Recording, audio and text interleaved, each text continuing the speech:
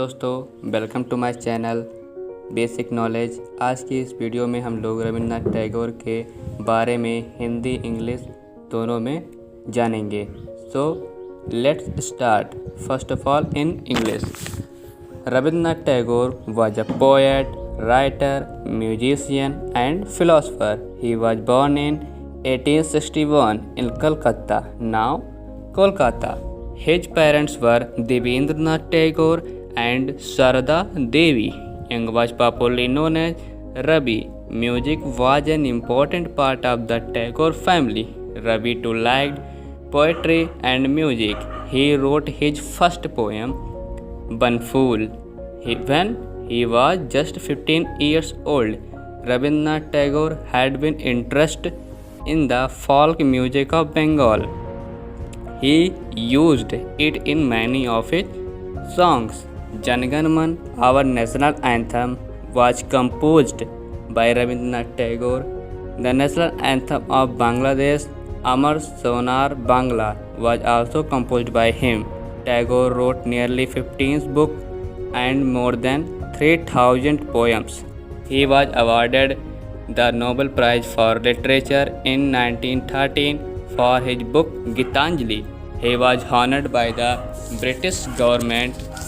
However, he returned this honor in protest against the Jallianwala Bagh massacre. Tagore founded a school at Shanti Niketan, West Bengal in 1901. It is known as Vishwa Bharati University. Tagore devoted a great deal of his time to this school. He lived there till he passed away in 1941.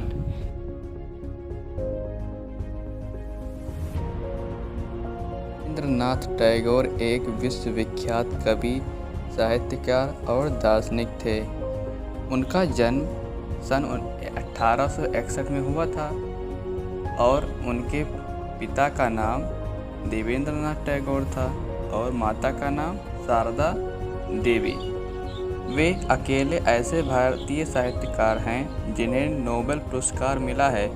वह Nobel पुरस्कार पाने वाले प्रथम एशियाई और साहित्य में Nobel पाने वाले पहले गैर यूरोपीय थे। वह दुनिया के अकेले ऐसे कवि हैं जिनकी रचनाएं दो देशों का राष्ट्रगान है।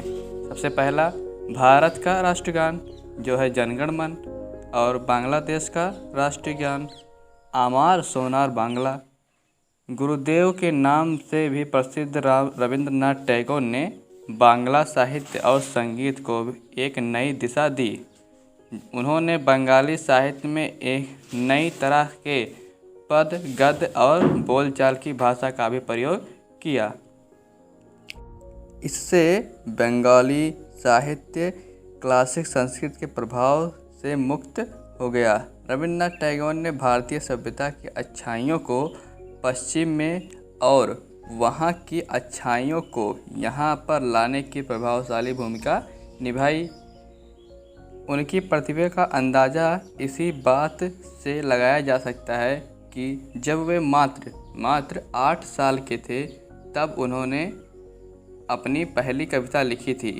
16 साल की उम्र में भानुसिंहा उपनाम से उनकी कविताएं प्रकाशित भी हो गईं।